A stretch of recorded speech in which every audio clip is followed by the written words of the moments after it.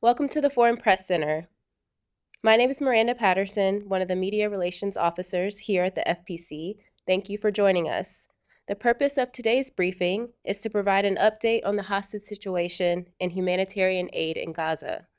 As a reminder, this briefing is on the record. A recording and transcript will be available on our website later today, fpc.state.gov. I'm pleased to introduce our briefer today, Mr. John Kirby, NSC Coordinator for Strategic Communications. He will start with opening remarks and then open for questions. As a reminder, please be sure to state your name and outlet before beginning your question.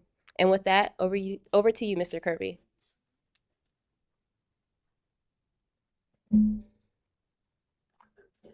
Good morning, everybody.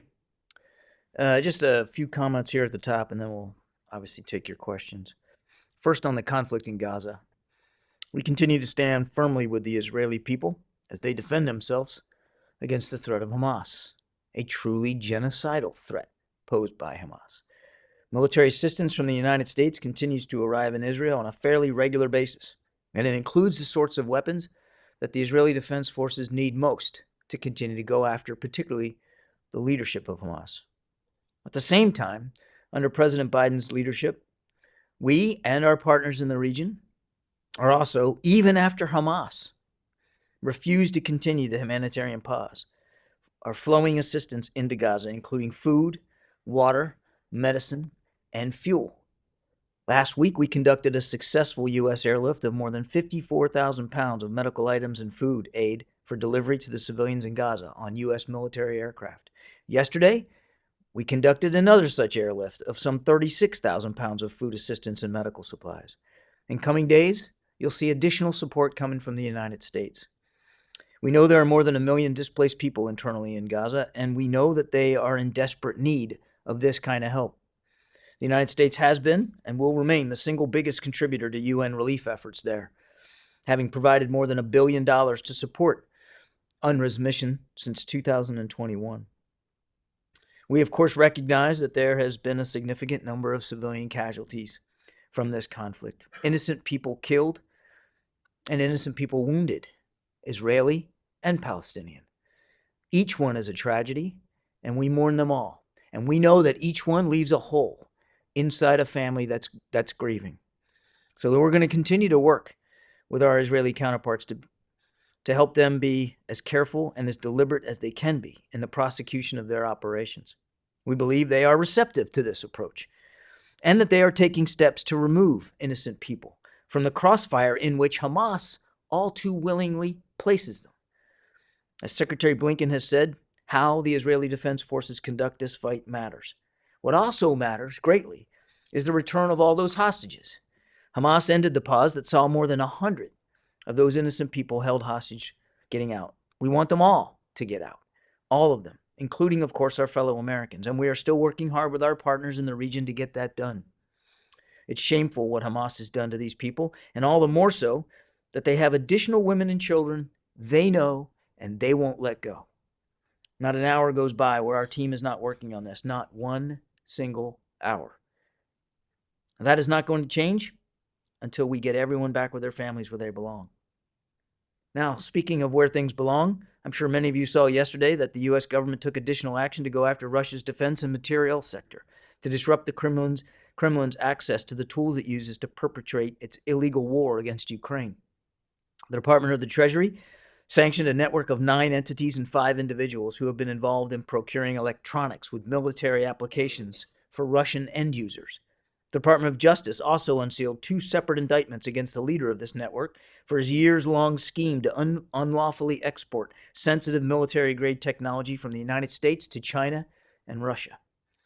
And the Department of Commerce added 42 entities in countries around the world for activity that goes against U.S. national security and foreign policy interests, specifically when it comes to supporting Russia's military and defense industrial base. That includes joint Iran-Russia drone production. These actions make clear that the United States will continue to hold to account anyone supplying Russia with tools to conduct its war, no matter where in the world they are.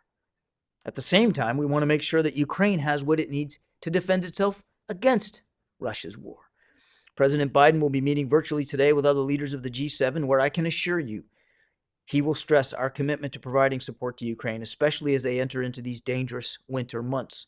We know that Russia is trying to take the offensive in the east, though they have failed to achieve any significant progress. We know they plan to attack Ukraine's critical energy infrastructure, which is why we're still sending air defense systems and backup generators, as well as from other of our partners and allies. And we know that they have not given up, the Russians have not given up on their intent to subjugate the whole country, which is why it's so critical for our own Congress here to fund the president's supplemental request. As Jake Sullivan, our national security advisor, said just earlier this week, we're out of money and we're nearly out of time. We know there is bipartisan support in Congress for Ukraine, but it's being stymied by a number of Republicans who want to hold support for Ukraine hostage to some pretty extreme border policies. The president has been clear. We're willing to talk about the border. We're willing to negotiate in good faith over the ways to improve border security. The president submitted an immigration reform proposal on day one of this administration, and he proposed a national security request, the supplemental, that would help secure the border with 1,300 additional border agents and other necessary tools to help stop the flow of fentanyl into this country. Congress should pass it. Just yesterday, one of President Zelensky's top advisors said that without U.S. support, there's a big risk that Ukraine could lose this war. The Ukrainian people certainly can't afford that. Europe can't afford that. And our own national security interests can't afford that. What we can afford, what we should afford, as a nation as big and as powerful as the United States is every effort possible to keep Ukraine whole and free and the flanks of NATO free of potential Russian aggression. Because if Mr. Putin is allowed to just have his way with Ukraine, where does it stop? And it could very well threaten our NATO allies. It could very well trigger an Article 5 commitment. And then troops from the United States and our NATO allies would be involved in this war. We have an opportunity here as the winter approaches and the clock starts getting smaller to help Ukraine very much claw back the territory that belongs to it and to its people, and to expel Russian forces from Ukrainian soil. But again, time is precious. Okay, with that we can take some questions. Yeah, go ahead. Yellow Tyler. Thank you, John. Marcin Wrona, TV in Poland. Well, you ended your remarks by saying, where does Putin stop? And in Poland, this question is very vitally important. I know it is.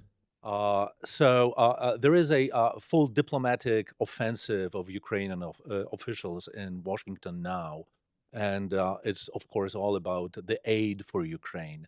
But the fight for the money for Ukraine seems to be stalling in Congress.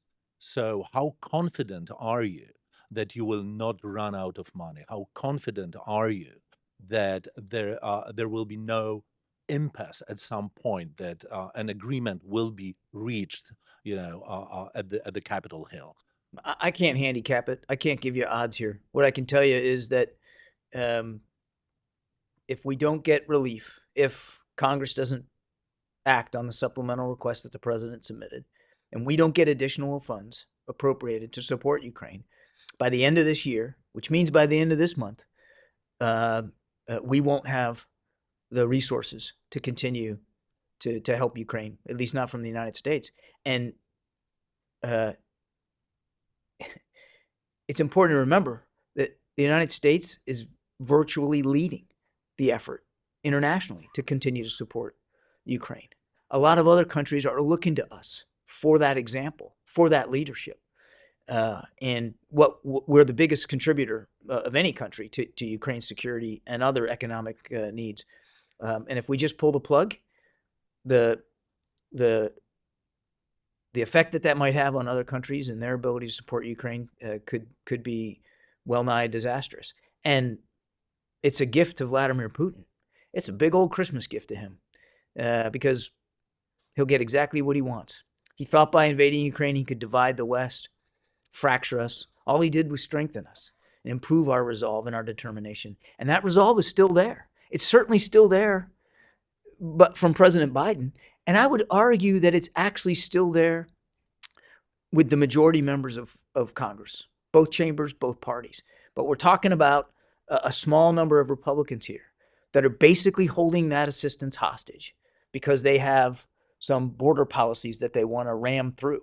And again, the president's willing to negotiate in good faith about the border. If we didn't think the border was important, we wouldn't have added some $6 billion to this supplemental request for the border and for Department of Homeland Security. So let's talk about that, but let's not make the Ukrainian people suffer as a result of the dysfunction up on Capitol Hill.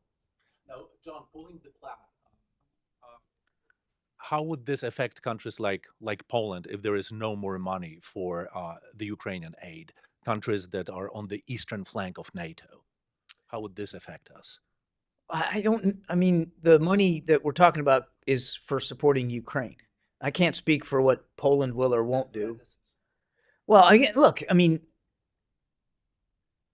you heard, as I mentioned in my opening statement, one of Zelensky's top advisors said that without U.S. support, they could risk losing this war. Nobody wants that to happen, but except for Putin, right? So what happens then? He hasn't given up, Mr. Putin, on his plans to subjugate the whole country, to just wipe it off the face of the map as an independent nation. And if he gets Ukraine, that puts him right up against the eastern flank of NATO. And so I think we can fully understand why the Polish people would be concerned about that. We're concerned about that because an emboldened Putin that just feels like he can keep going and going. Well, once you get through Ukraine, where are you going? You're right up against the eastern flank of NATO. We have helped Ukraine claw back now more than 50% of their territory over the last going on 2 years, us and our allies and partners, including Poland. And we've been able to do it with no foreign troops on the ground. None. No U.S. troops, no Polish troops. Been able to do it. They've been able to do it on their own. And they're still willing to keep doing it. They're still willing to take back territory. They're still willing to suffer and sacrifice for their own people and for their own country.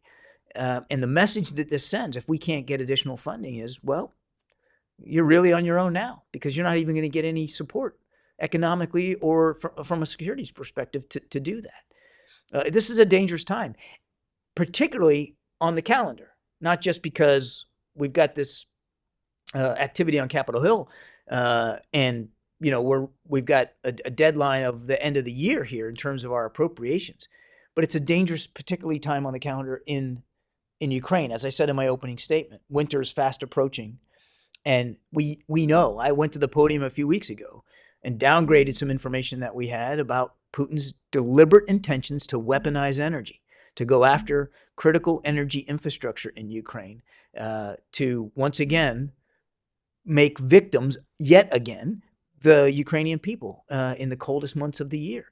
And we're going to do everything we can to help them through that.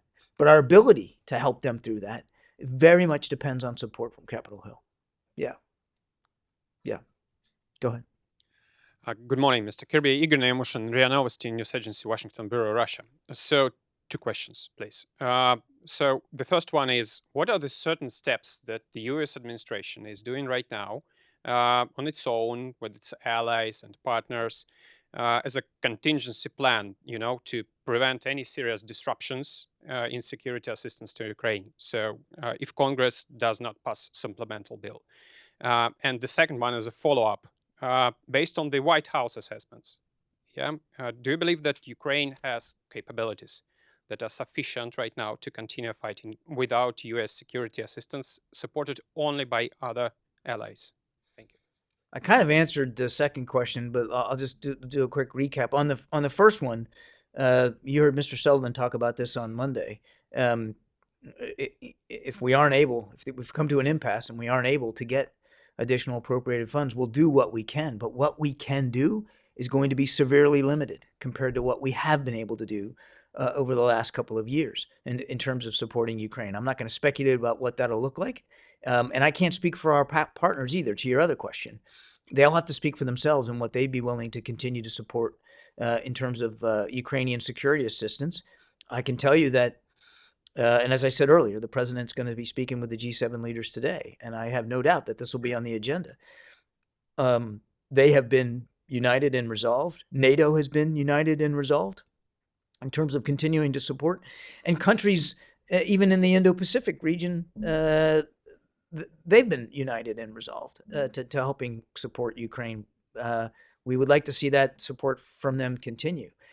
But a complete lack of U.S. assistance if the U.S. alone pulls the plug, it's going to have a significant negative impact on Ukraine's ability to continue to fight this war. I'd point you back again to what one of Zelensky's top advisors said just yesterday, which is that without U.S. support, it's possible they could lose this war. I don't know how more stark I can put it than he did himself.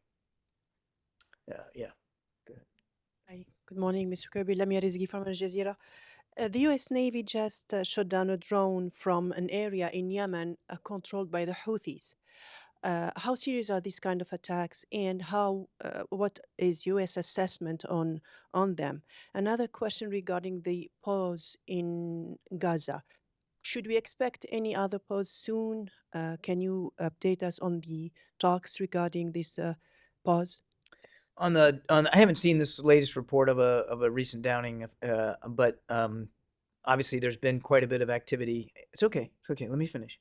There's been quite a bit of activity coming out of Yemen with the Houthis launching missiles northward, launching missiles at ships in the Red Sea, as well as drones. So I'd say a couple of things. Number one, we continue to urge every actor in the region, state or non-state, this is not a time to be looking to widen or escalate the conflict. Number two, the United States has significant national security interest in the region. We mean to defend those interests, and we have. We have intercepted many of these missiles and many of these drones, and we'll continue to do that to protect our sailors, our troops, our ships, our facilities, as well as our allies and partners, and that includes Israel. We'll do what we have to do to help protect them. And as for what we may or may not do with respect to the Houthis, I'm not going to telegraph any punches. I'm not going to get ahead of where we are. But as you heard Jake Sullivan say just the other day, we'll respond in a manner and a time of our own choosing. We've proven we've been willing to do that in Iraq and in Syria, and we'll continue to do what we have to do to defend ourselves. But our message is to the Houthis: stop.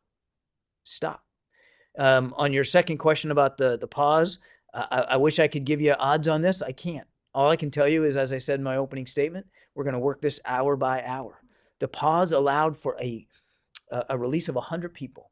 It allowed for an increase of humanitarian assistance, more trucks, including more fuel into Gaza. But here's something else that gets lost in the talk about the pause. Pause meant a week of no fighting, right? It literally saved lives because there wasn't fighting going on. So a pause is important in that regard too. We're going to keep working very, very hard to try to get another humanitarian pause in place to get more hostages out. As I said at the opening, we know Hamas has women and children that certainly qualify under that first tranche that they simply won't let go. And we want to see them immediately. We want to see all the hostages released, but we certainly want to see those women and children released just as soon as possible. And again, that includes some Americans. Okay? Yeah. I'll work around. We got time, guys. Don't worry. Thank you, Alberto Simone, Italian La Stampa. Thank you, Admiral, for doing this. A follow-up from Uti. What is your assessment on the level of Iranian regime involvement in such attacks? I mean, not just the one that happened last week in the Red Sea, but other. So do you think Iranian regime is planning, giving equipment, or enabling in such a way this kind of attack? A second, if I may, just related, tomorrow marks 2 months since Hamas assault on Israel and the beginning as well of Israel operation on the Strip of Gaza. You have always talked about risk of escalation in the region.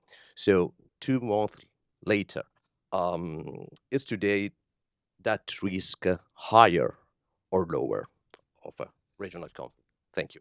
Well, without getting into intelligence, we know that the Houthis are supported by Iran, not just politically and philosophically, but of course with weapon systems and the kind of systems that they are,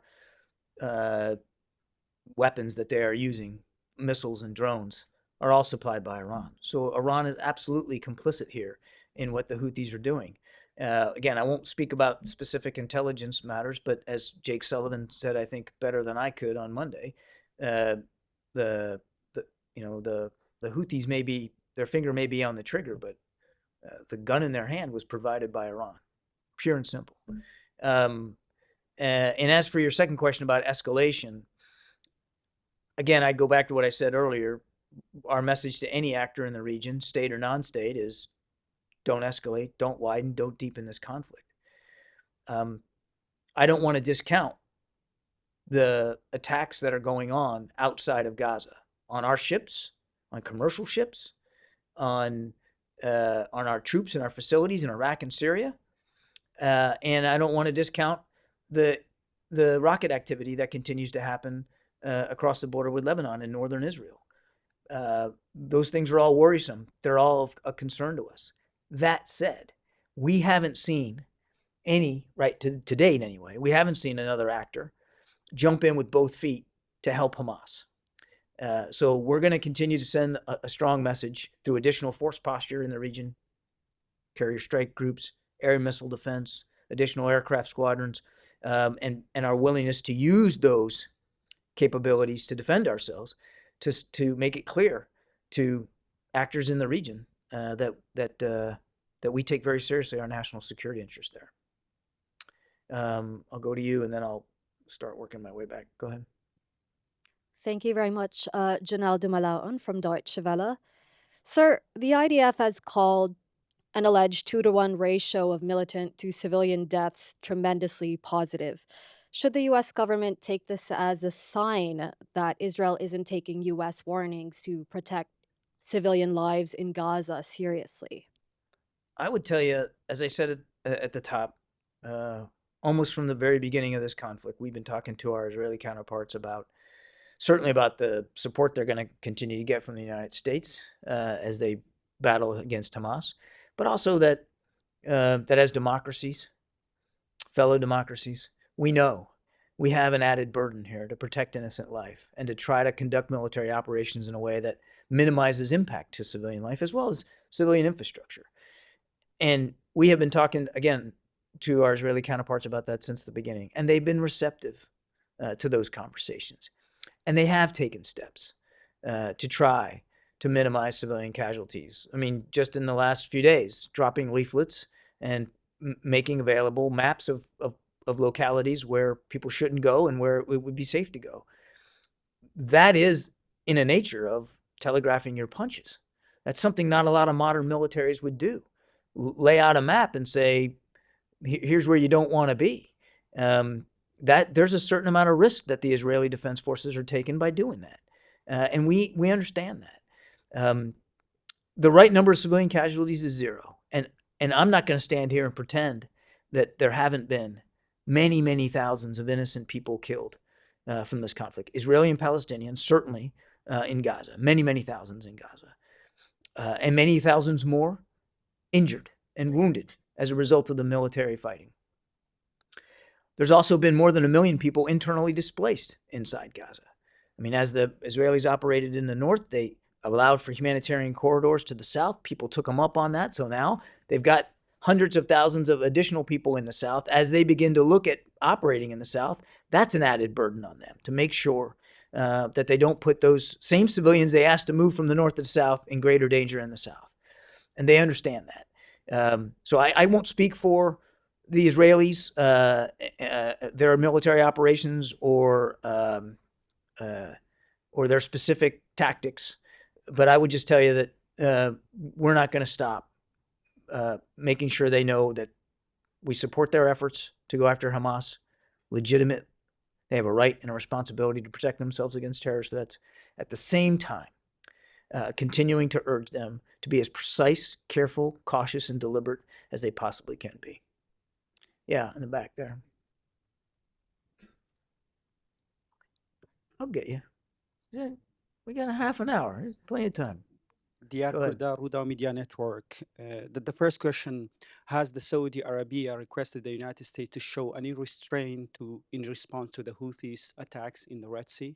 I didn't get the first part of your question. Okay. Has the Saudi Arabia requested the United States to show any restraint in responding the attacks by Houthis in the That's Saudi Arabia? Yeah. Not that I'm aware of. Okay.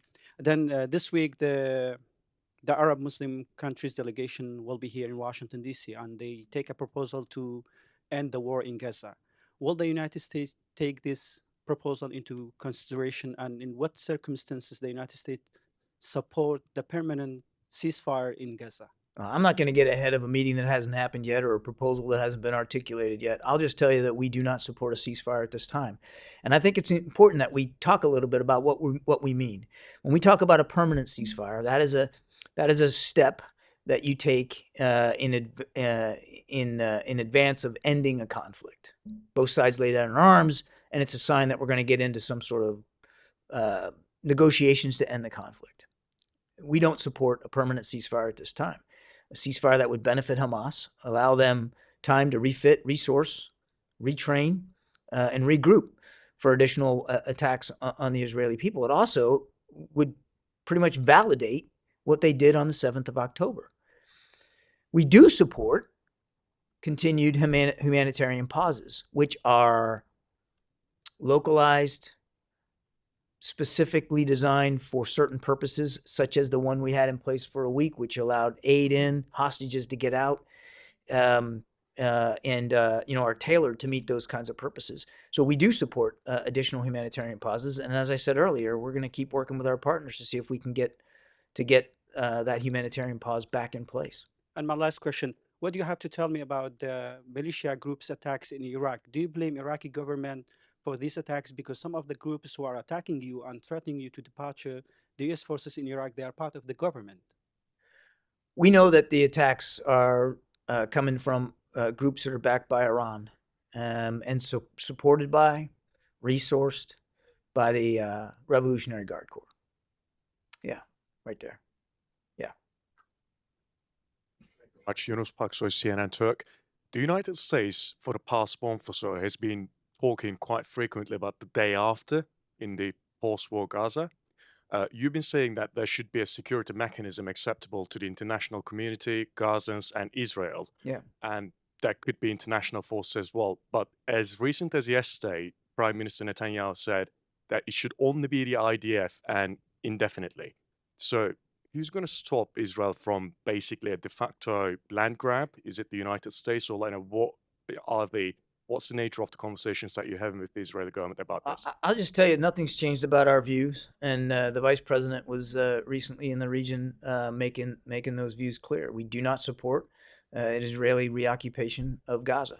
We don't support any shrinkage of the territorial space of Gaza. We don't support any permanent displacement of the people of Gaza outside Gaza. And what we do support is a future for Gaza, governance that does not include Hamas, but does include a mechanism, actually mechanism is not a great word, does support a process through which, and a governing institution through which the Palestinian people have a vote and a voice in their future.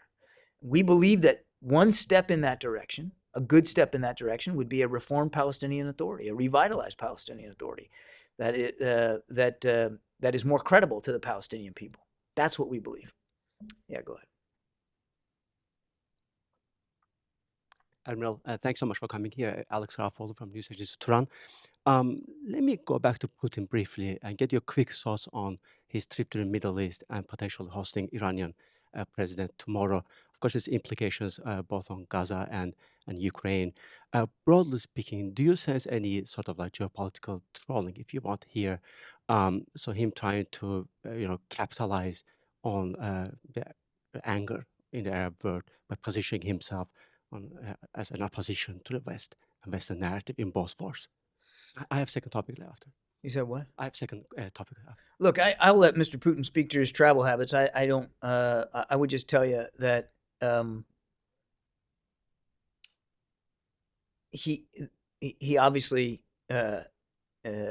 acts only out of his own self-interest here, and part of that self-interest is making sure that he has additional ways to kill innocent Ukrainians.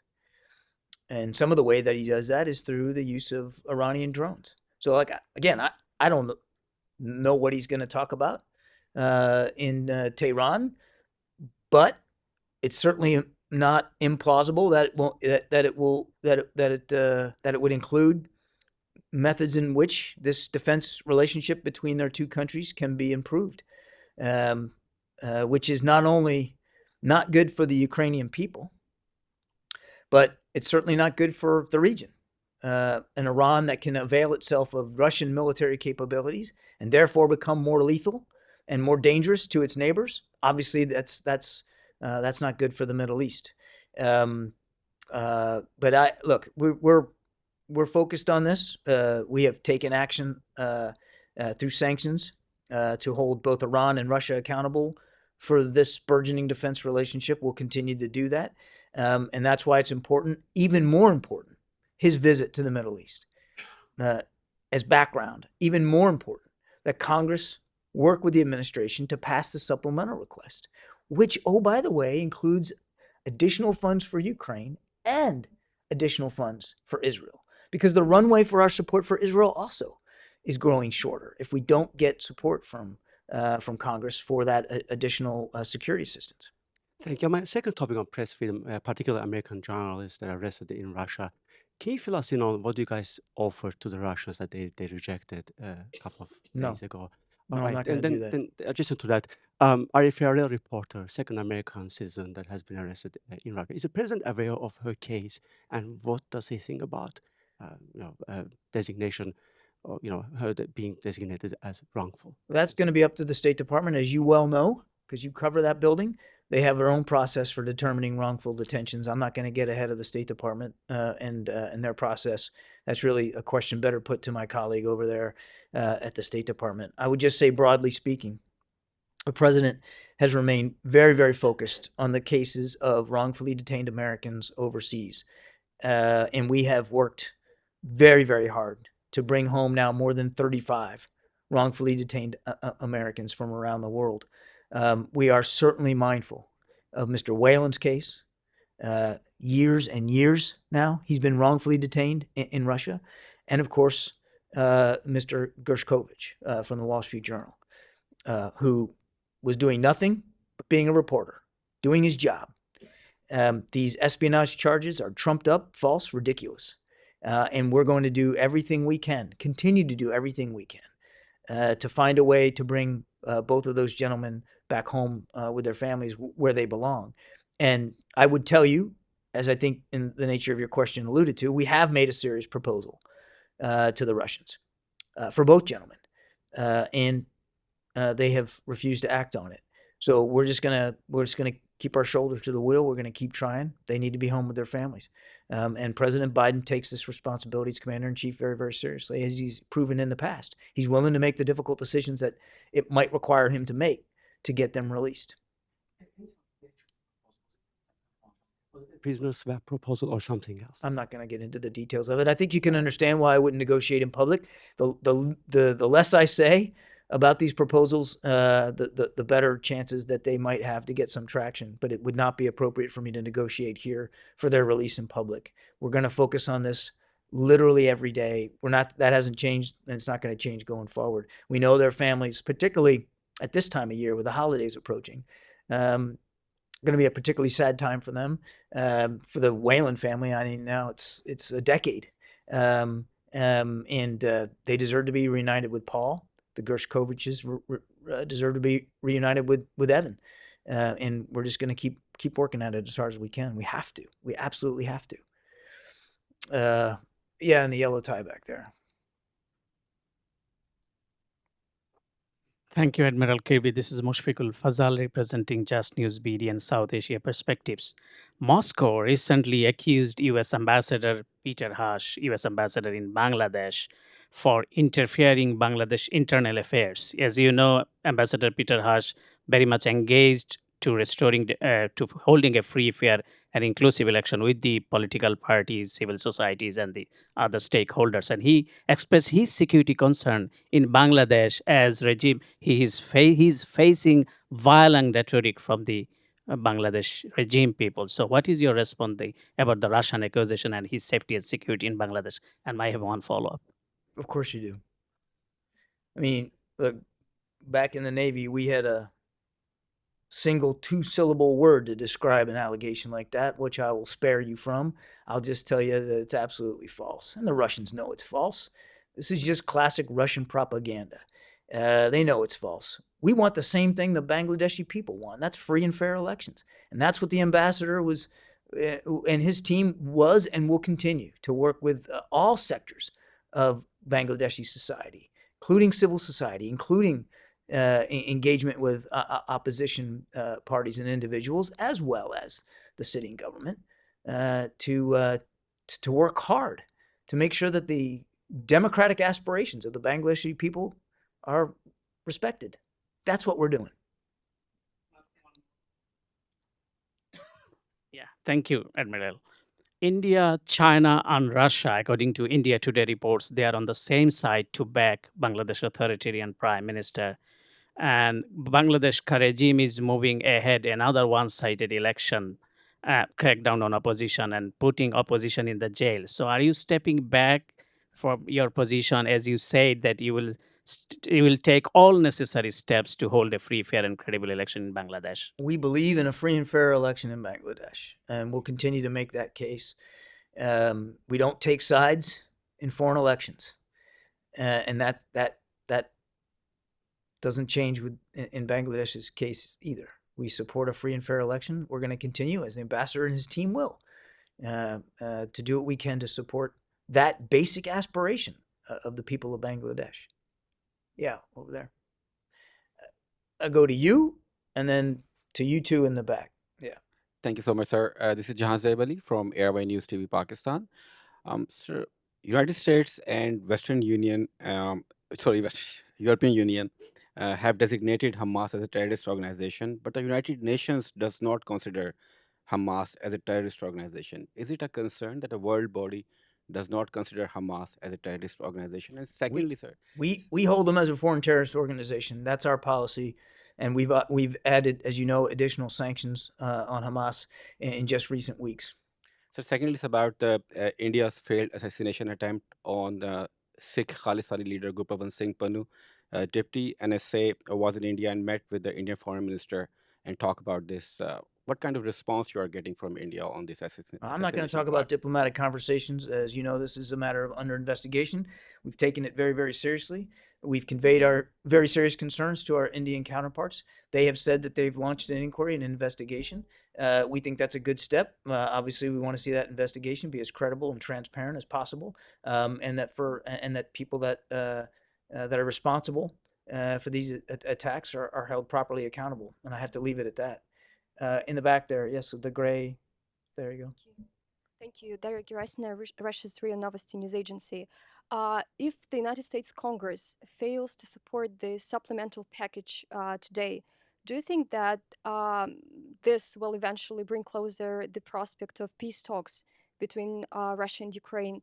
And will you at least, you as the United States government, will you raise the issue of peace talks during talks with Ukraine officials today? At least mention it. I think what it brings closer. No. I'm actually trying to answer the question. I think what it brings closer, and the Ukrainians have said this themselves, is their potential defeat at the hands of the Russian military. And that should be unacceptable to everybody, not just here in the United States, but around the world. And for congressmen, members of Congress to say that they support a strong national security and a strong defense, they should be all in to support Ukraine. Because if Ukraine falls and Mr. Putin is emboldened, you think the cost of supporting Ukraine is high now?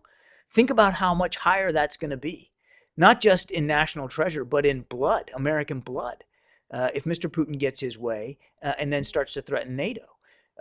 So that's what I think is a potential here if we don't get the support for Ukraine. And look, we've said it 1 million times. I'll say it 1,000,001 more times. How and when this war ends is going to be up to President Zelensky. Now, he's put forward a peace formula. He's talked about some sort of a peace summit that he wants to pursue. We're helping him operationalize that peace formula. But whatever peace looks like, it's got to be determined by President Zelensky and the Ukrainian people. And whatever the negotiations look like, It has to be acceptable. It has to start with a foundation of being acceptable to the Ukrainian people and to President Zelensky. It's not going to be legislated from afar. We're certainly not going to dictate those terms to them. The conversations today that you're talking about, this is really about helping shore up Ukraine's defense industrial base. And it's being hosted over there at the Pentagon, because whenever the war ends and however it ends, Ukraine's still going to have a long border with Russia, and they're still going to have significant defense and security needs. And they're going to need a process by which they can continue to help defend themselves. And so that is what the conversation today is about. It's not about peace talks. It's about helping them develop the mechanisms to have a healthy defense industrial base, which they are no question gonna need, thanks to what Mr. Putin has done to that country. Young lady next to you. Thank you very much. My name is Lyudmila Chernova. I'm from Sputnik News. My first question will be on Russian President Putin's trip to United Arab Emirates and Saudi Arabia. He also discussed Ukraine and Gaza during his trip. If you are following Putin's travel, and what comments do you have? And whether the results of this trip will be also discussed during today's meeting. And my second question on Gershkovich. You said Russia refused U.S. proposal. If you can give any details of that proposal, and if you are preparing another proposal on Gershkovich, and when can it be made? As I said before, I'm not going to negotiate for Mr. Gershkovich's release or Mr. Whalen's release in public. We have made a serious proposal. We have made, in Mr. Whalen's case, other serious proposals, all of which the Russians have denied to discuss with any measure of good faith. So we're going to keep at it. And we'll continue to have these discussions and continue to try to get something moving in a positive direction to get both of them home. But I'm certainly not going to talk about the details of it here. We would never do that. Because the more public you make that, the less chances of success you're going to have. And as for Mr. Putin's trip, I think I've already answered that question. I don't expect it's going to be a major topic of discussion over at the Pentagon today. I can't speak for what Mr. Putin is hearing or saying when he's in the region. It is clear to us that through his relationship with Iran, he is all fully interested, not only in being able to kill more innocent Ukrainians, but in destabilizing even further a tense situation in the Middle East by the potential provision of military capabilities to the Iranian military. All I can speak for in terms of our policy with respect to the war in Gaza is what I've said repeatedly from the podium here today. We continue to support Israel in their right and responsibility to go after this truly genocidal threat of Hamas. We continue to urge them to be as careful and deliberate as possible when it comes to civilian casualties. And we're going to keep doing everything we can to get humanitarian assistance in. As I said, more aid is getting in. Even with the pause lifted, humanitarian assistance is getting in. And obviously, we want to get all those hostages out.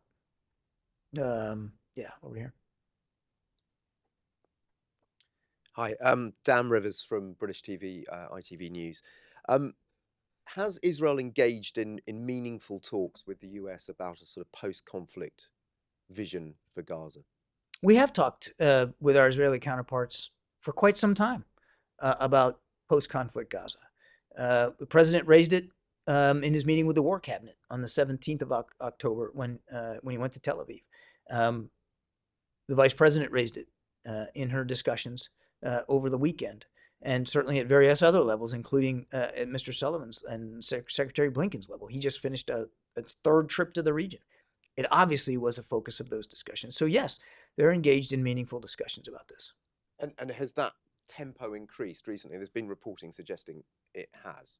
The tempo of those discussions, have they become more intense over the recent days?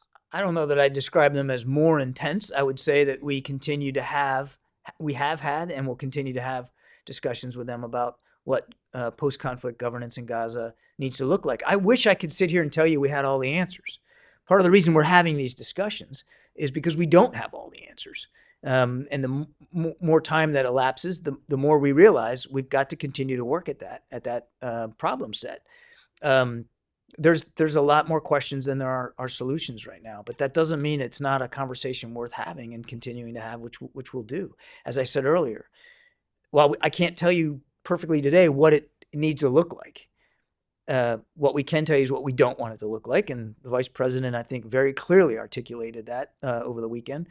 And just as importantly, in the macro sense, it's got to look like something that is credible and authentic to the aspirations of the Palestinian people. That's really what we're shooting for. Yeah. Yes, ma'am. Go ahead. Thank you, Admiral. So, for some Angolans, it's still hard to believe that the recent meeting that just happened between President Lorenzo and President Joe Biden can bring benefits from Angola. So, how do you evaluate the meeting between President Lorenzo and President Biden? And just to clarify to the Angolan people how this meeting will be benefit the Angolans. Yeah, no, that's a great question. I mean, I would first point you to what President Lorenzo said after the meeting, which that he thought it was very productive, and it was good, it was constructive, and that he felt very positive coming out of that meeting about the future of U.S.-Angola bilateral relations. And look, I mean, we are their third largest trading partner. They are our third largest trading partner in sub-Saharan Africa. There's a lot of economic ties already between our two countries, and the president wants to see those expand. And that's one of the reasons we're so excited about that economic corridor that will certainly run right through Angola. That could bring, not only will it bring jobs in terms of the creation of the corridor, but the corridor itself will bring additional economic opportunities and investment opportunities for the Angolan people in the future. It's part of the president's program for global investment and infrastructure. It's designed to provide ways for other countries to tap into healthy, vibrant, and transparent investment opportunities that they can't get from other sources and from other nations.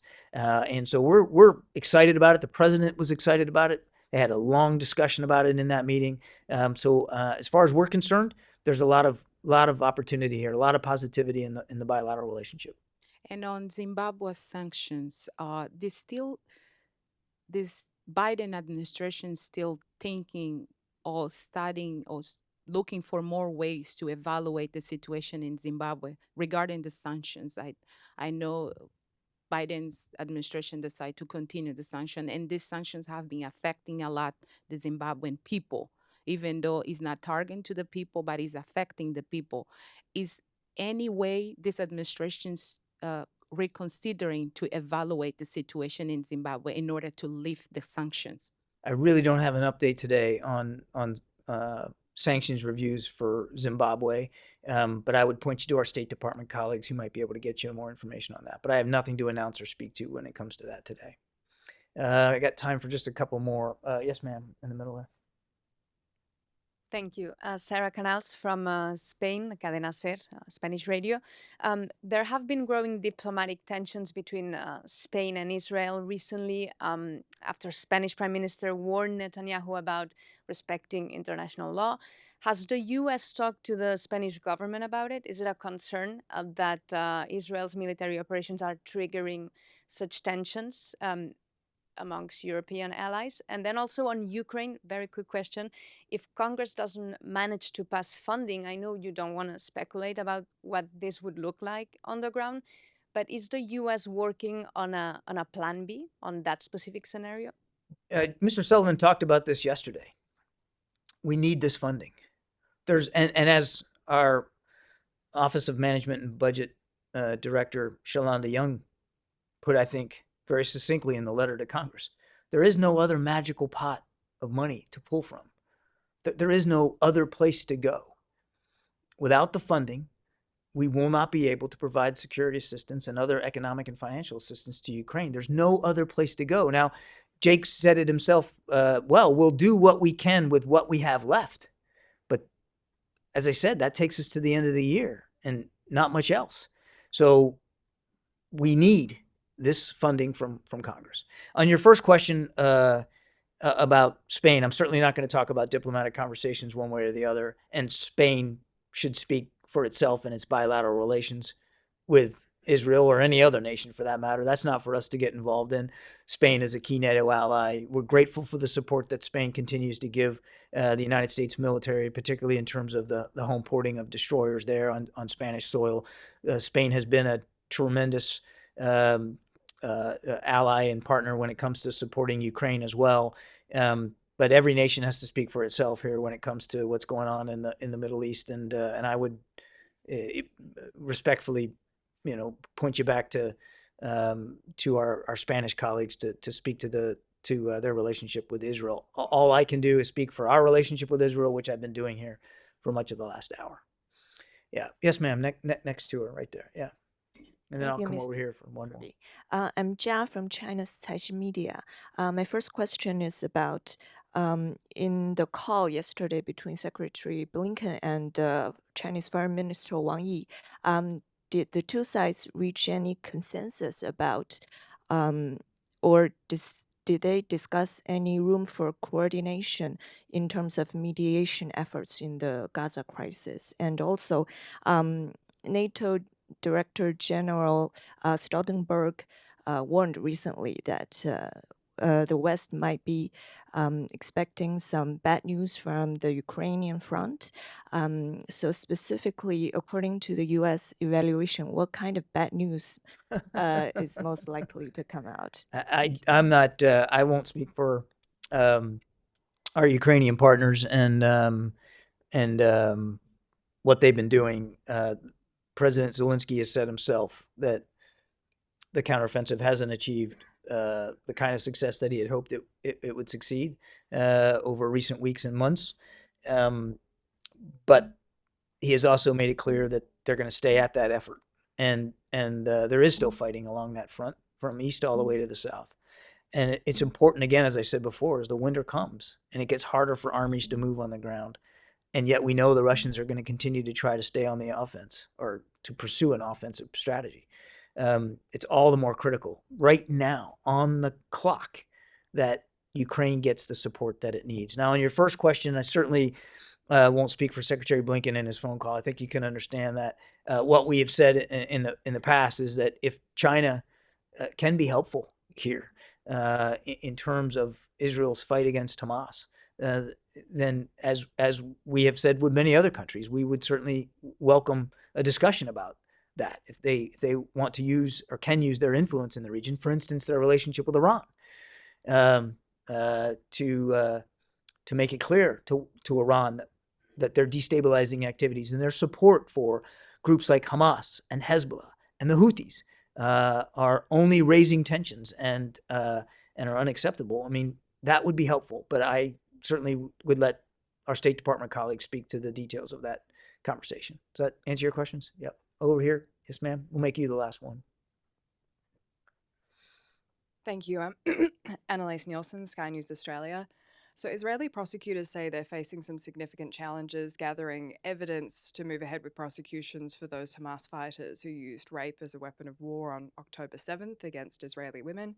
The US has provided monetary support to Ukraine for similar kind of evidence gathering and prosecutions. Is the White House going to help with that, to help prosecute those guilty of rape as a weapon of war? And then my other question, sorry for a double header, we're all waiting with bated breath in Australia about the NDAA passing through Congress and what the supporting So are we. legislation. Yeah. How important is it that this information sharing aspect for enabling the AUKUS agreement gets through for the NDAA? The answer to your second question is critical. Obviously, it's critical. AUKUS is such a significant opportunity here in the region to not only help Australia develop a nuclear-propelled submarine capability, but the other benefits that will come from that in terms of both our security needs in the region, but also in terms of the defense industrial base for both our countries and, of course, the UK's. So it's critical to get that support, and the information sharing is a key part of that. It has to be when you're talking about developing this kind of capability.